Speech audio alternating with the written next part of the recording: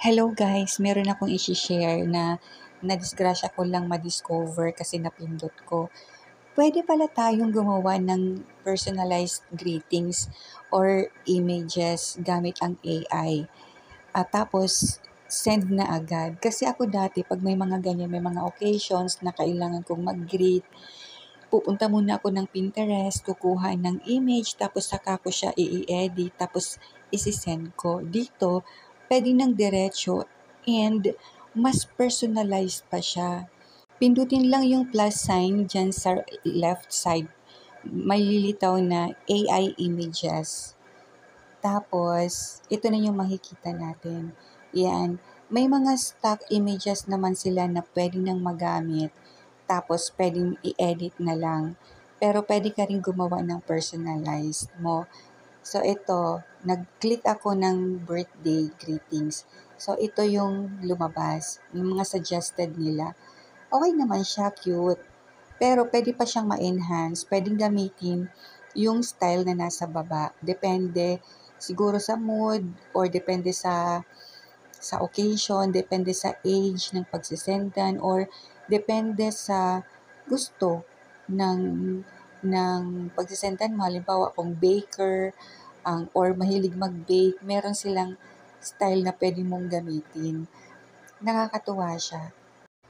So, ito, randomly mag-click-click ako ng style tapos ipapakita ko lang sa inyo yung itsura kung ano mga suggested nila. So, di ba nakakatuwa siya? Yung hindi mo na kailangan isipin, kahit hindi ka artist, pwede kang mag-send ng artistic at aesthetic na na mga greetings, depende sa occasion. Gamit lang itong AI at saka yung style nila. Kasi ako dati, pumipili talaga ako, natatagalan ako sa pagpili sa Pinterest. Lalong-lalo na pag hindi ko makita kung ano yung gusto ko, yung image na gusto ko. Tapos, yung nakita ko, ang dami na ring AI images kasi sa Pinterest. And dati, nag-wonder ako kung saan nila kinukuha yun. So, dito pala. So, ngayon, kung walang mapili, pwede rin namang gumawa ng sarili mong image. For example, yan, magta-type ako, gusto ko ng cake with quote-unquote happy birthday. Ibig sabihin, yun yung gusto kong isulat sa cake. Happy birthday, tapos may candles, tapos may confetti. So, yun yung basic na gusto ko. So, titingnan na lang natin kung ano yung mga suggested nila. Suggested ni AI. Oh, so ayan, may confetti naman, may candles, may happy birthday. So, nandyan yung basic na, na sinabi ko. So, gagamit tayo ngayon ng style sa baba. Randomly mag-click-click lang tayo kung ano yung ang mga suggested nila kalalabasan.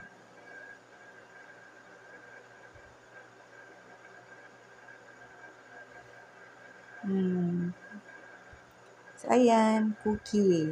Kung halimbawa, mahilig mag-bake yung pagsisendan.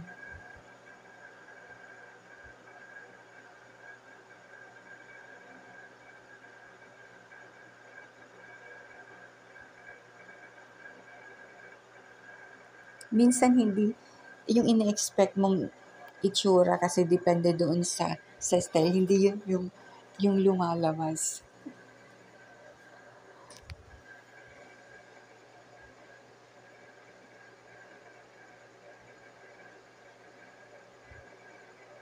Subukan natin itong 3D. Ayan, 3D.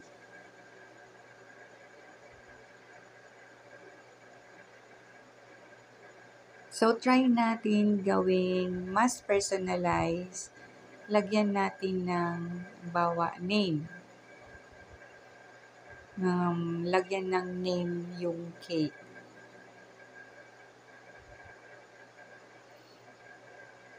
Ayan, magta-type ako ulit. Tapos, palalagyan ko siya ng name para Mas may personal touch siya.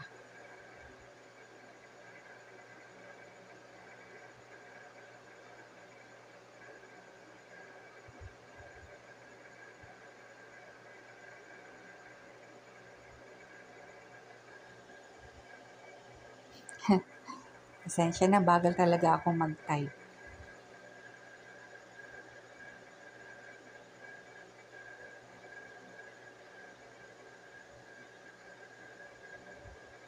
So, ayan, nalagyan ko na ng name. So, titingnan natin yung mga suggested ni AI. Hmm. Ang cute. Ayan, di ba mas maganda kung mas personalized yung dati kasi kukuha ako ng images sa Pinterest, tapos i-ano ko siya ng mag-a-add na lang ako ng text. Ita-type ko, tapos pili lang ako ng style ng font, color, tapos alam mo yun, ang dami mo pang gagawin. Kailangan mo pang mag-download ng app para isulat lang yung name or yung message mo. Pero dito, pwede mo na talaga siyang gawin. Ita-type mo lang kung ano yung gusto mo. Tapos, magbibigay na ng suggestion si AI. Tapos, bahala ka na kung okay na sa'yo or gusto mo pang i-enhance. Basta ang importante, specific yung ita-type mo na description para maibigay ni AI yung talagang gusto mo. Pwede kang mag-type ng mga weird na mga images, kaya nila yan. So, ayan, randomly mag-click na naman tayo para makita kung ano yung mga itsura using different styles. Madaming maganda, madaming pwede nang gamitin. Maganda rin pala yung rustic, na parang ano, yung rustic na itsura niya, parang luma. Ang daming cute, daming magaganda. Maganda to yung wala kang time, nasa travel ka, wala kang data, limited. Yan, pero hindi mo na kailangan mag-open ng madaming apps. Pwedeng diretso na agad. Tapos, ayan na. Didiretso mo na lang i-send.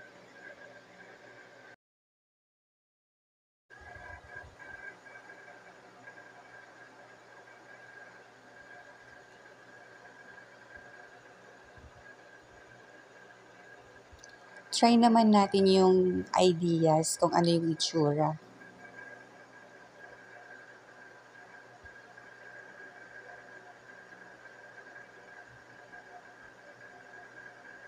Yung background pala yung ano, pero hindi, parang hindi match doon sa ini-expect ko.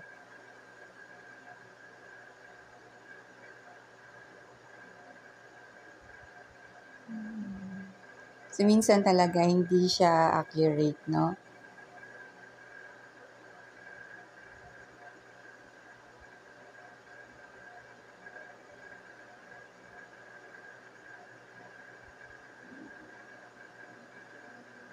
Ayan. Unfortunately, 3 lang yung pwede mong i-click.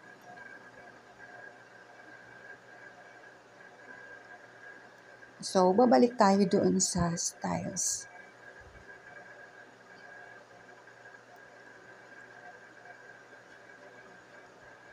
Yan, pindot-pindot lang.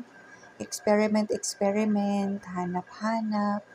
Minsan, the more na naghahanap ka, the more na marami kang choices, the more na nahihirapan kang pumili kasi ang dami mong pagpipilian. Di ba?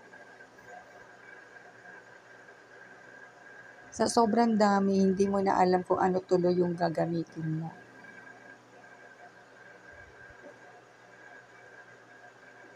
Cute.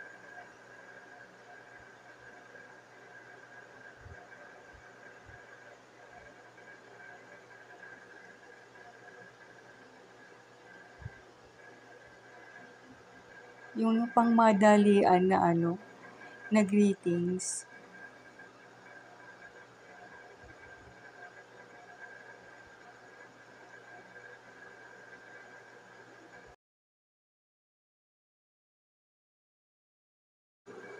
Natatawa ako kasi nakita ko, bakit have happy birthday? Typo error.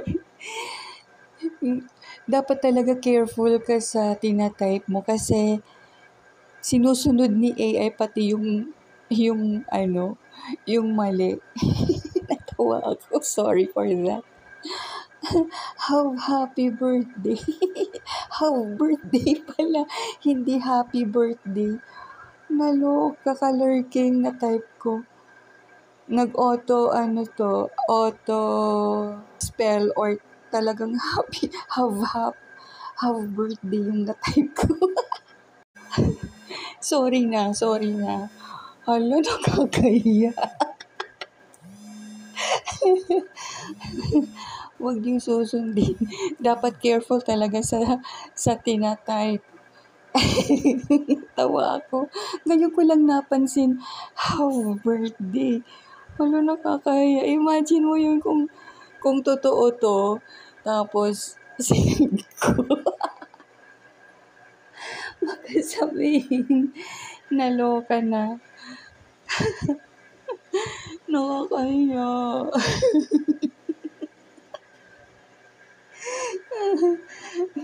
Pero believe ako kay AI, ginawan niya talaga. Ang cute pa rin ng images kahit mali yung text. Ay, nako. Sorry talaga, sorry. For demo purposes lang naman, di ba? Naintindihan nyo naman. Pero still nakakahiya. Nahiya ako. Alam mo, nag-iinit ang tenga ko kahit hindi nyo ako nakikita. Mainit sa tenga dahil embarrassing. Embarrass talaga ako. Ini-imagine ko, paano kaya yung song, birthday song, pag ganyan. Ayokong kanta. Kaya nyo ba? Kaya nyo bang isingit yan? baka sa mukha ko isampal yung cake. Ay, naku.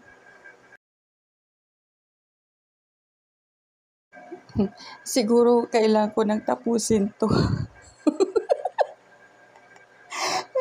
Pasensya na. Thank you sa pagtsatsaga. Ayan, sinend ko na.